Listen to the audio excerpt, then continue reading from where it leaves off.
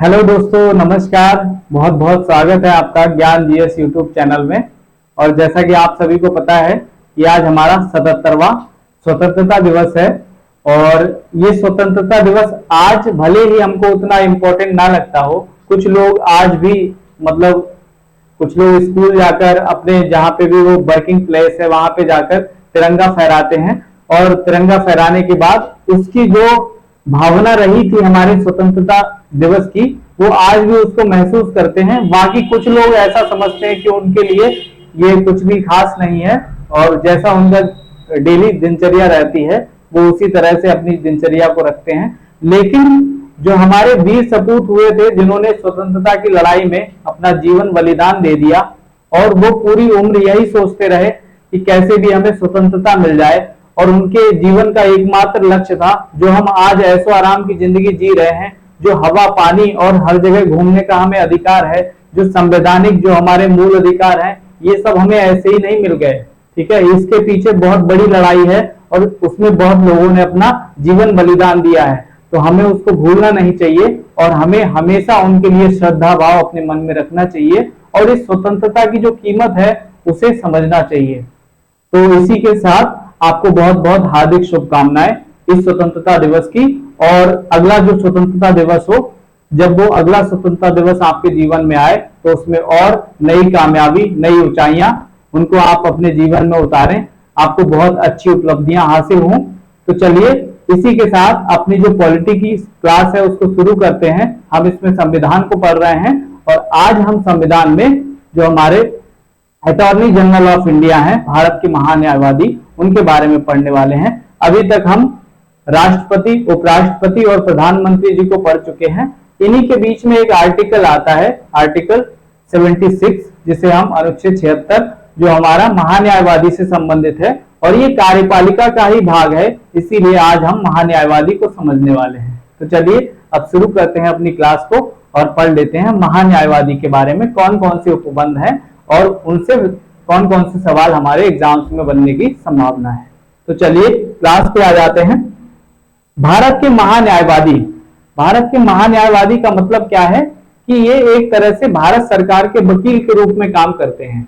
भारत सरकार को जितनी भी विधिक मामलों में कोई भी सलाह है तो वो हमारे कौन देते हैं, भारत के महान्यायवादी। ठीक है, तो इनके बारे में जो भी उपबंध भारतीय संविधान में किए गए हैं उनको जान लेते हैं।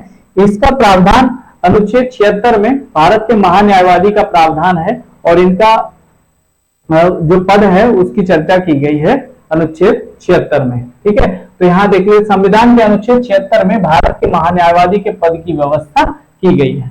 ये आपको बेसिक फैक्ट है, ये याद रखना है। और ये आर्टिकल बहुत बार एग्जाम में पूछा गया है। ठीक है, तो ये आर्टिकल आपको याद रखना है। वह देश का सर्वोच्च कानून अधिकारी होता है। ठीक है, ये हमारे देश के सर्वोच्च कानूनी अधिकारी होते हैं।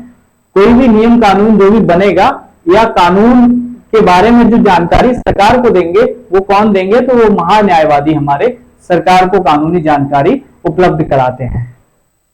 इसके बाद इनकी नियुक्ति कैसे होती है, तो नियुक्ति के संबंध में क्या क्या प्रावधान है, नियुक्ति के संबंध में प्रावधानों को देख लेते हैं।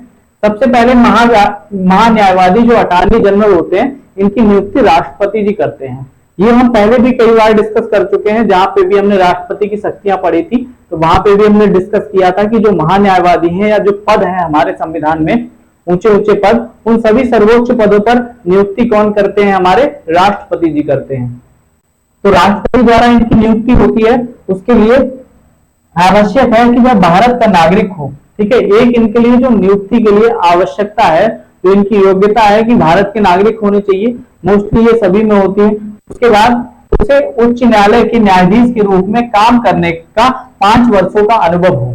तो कुल मिला के यहाँ पे जो एक योग्यता आती है कि वो उच्च न्यायालय में न्यायाधीश बनने के योग्य हो या फिर उसने किसी उच्च न्यायालय में 10 वर्ष तक वहां वकील के रूप में कार्य किया हो। ठीक है, तो एडवोकेट के रूप में अगर वो कार्य कर चुका है तो वो इस पद के लिए योग्य होता है। पहली योग्यता क्या है, उसे उच्च न्यायालय के न्यायाधीश के रूप में कम से कम 5 वर्षों तक कार्य किया हो। तो एक योग्यता ये है, या तो ये होनी चाहिए। उसके बाद या किसी उच्च न्यायालय में वकालत का 10 वर्षों का उसे अनुभव होना चाहिए। तो इन दोनों कामों में से कोई एक काम उसने किया हो, या तो 5 वर्ष तक उच्च न्यायालय में वो न्यायाधीश के पद पर हो या फिर उन्होंने वकालत का काम किया हो उच्च न्यायालय में 10 वर्ष तक, तो ये इसकी योग्यता है पद के लिए। उसके बाद यह राष्ट्रपति के मतानुसार वह न्यायिक मामलों में योग्य व्यक्ति होना चाहिए। तीसरी कंडीशन ये है कि राष्ट्रपति को अगर कभी ऐसा लगता है कि अगर उसके पास ये दोनों कंडीशन पूरी नहीं है, उसके बाद भी अगर राष्ट्रपति को ऐसा लगता है कि आप न्यायिक मामलों में निपुण हैं, तब राष्ट्रपति जी आपको नियुक्त कर सकते हैं। ये राष्ट्रपति जी को तीसरी जो शक्ति है वो उनको दी गई है कि अगर उनको ऐसा लगता है अपने विवेक से कि हाँ आप निपुण हैं, न्यायिक मामलों में आप योग्य हैं, तब आपको नियुक्त किया जा सकता है। कुल मिला के जो शर्तें हैं वैसे वो या तो 10 वर्ष वकालत की हो या 5 वर्ष आप उसमें क्या हो, न्यायाधीश के पद पर नियुक्त रह चुके हों। उसके बाद कार्यकाल की बात कर लेते हैं। तो महान्यायवादी का कार्यकाल संविधान द्वारा निश्चित नहीं किया गया है। कहने का मतलब है कि ये राष्ट्रपति के पश्चात पर्यंत पद धारण करते हैं कुल मिला के, लेकिन अगर सरकार चेंज हो जाती है तो महान्यायवादी भी चेंज हो जाते हैं, ऐसा कहा जाता है। तो राष्ट्रपति के पश्चात पर्यंत तक बने रह सकते हैं। इसका तात्पर्य यह है कि उसे राष्ट्रपति द्वारा किसी भी समय हटाया जा सकता है। ठीक है।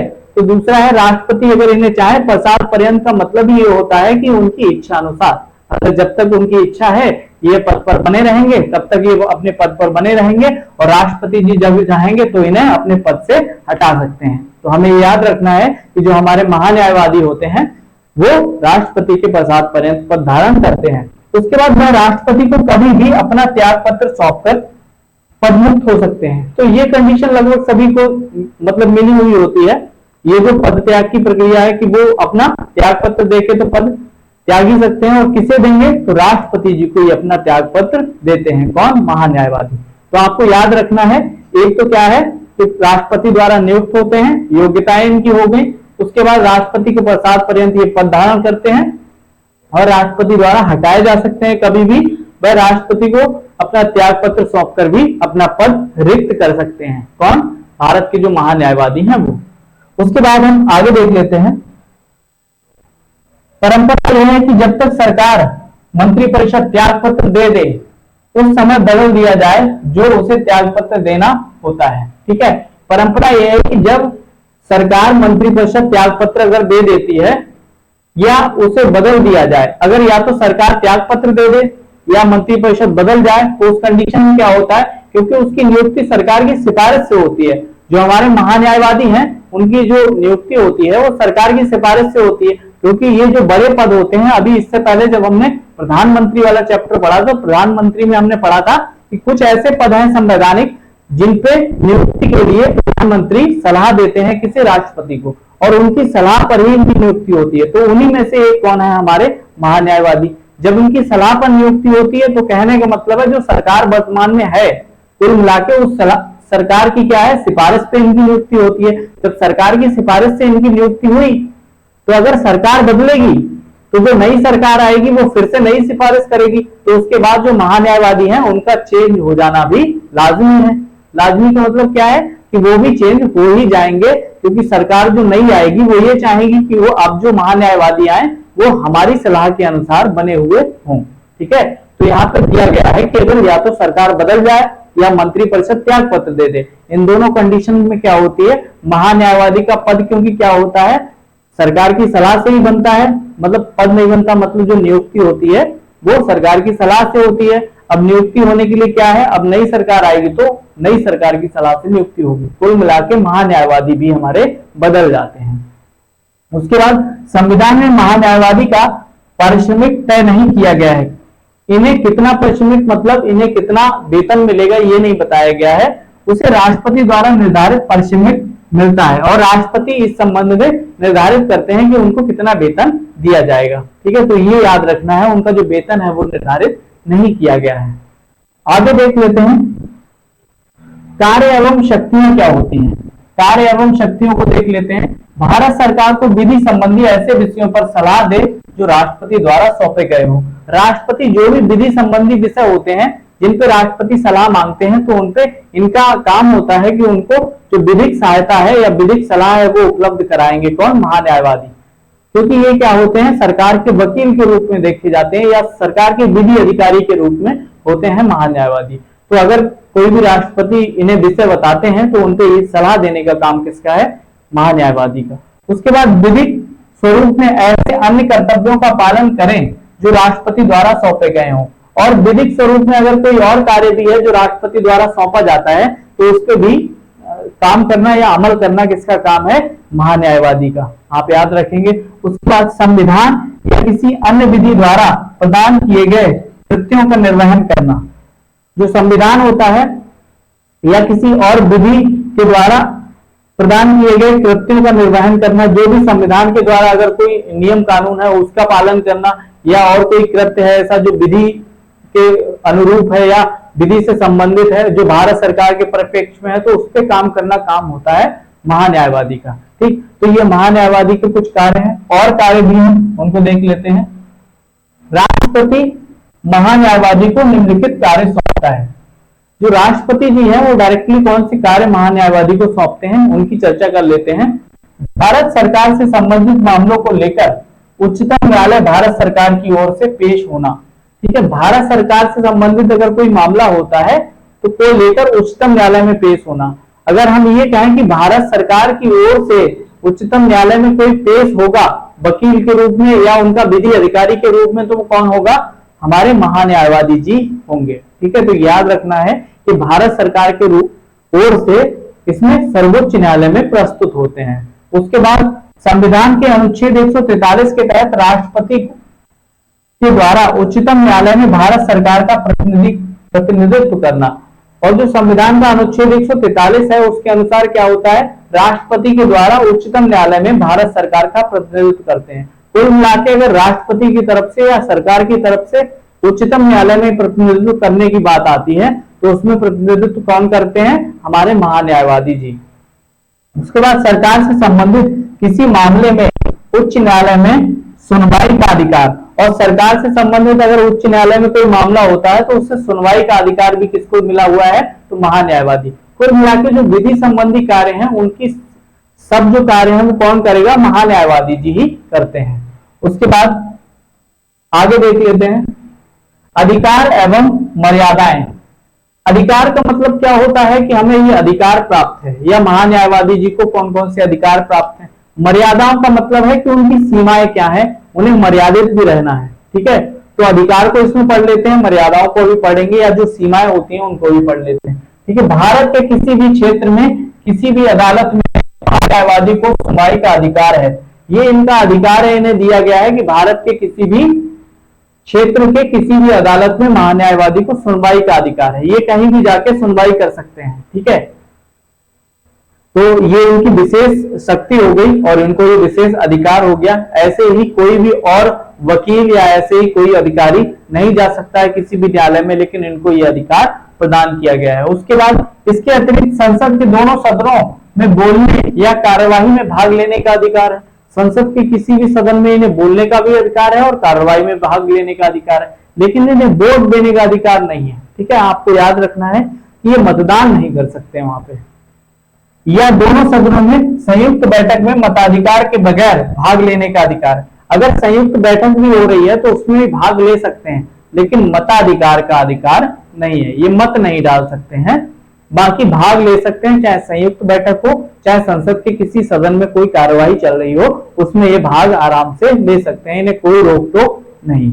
उसके बाद एक संसद सदस्य की तरह सभी वेतन एवं विशेषाधिकार मिलते हैं। एक संसद का जो सदस्य होता है उसी तरह से इनको वेतन और विशेषाधिकार मिलते हैं। ठीक है, तो ये याद रखना है, संसद के सदस्य के रूप में इन्हें वेतन और विशेषाधिकार मिले हुए हैं, और ये किसी भी सदन में किसी भी कार्यवाही में संयुक्त अधिवेशन में सभी जगह पार्टिसिपेट कर सकते हैं, बशर्ते इन्हें मतदान करने का अधिकार नहीं है।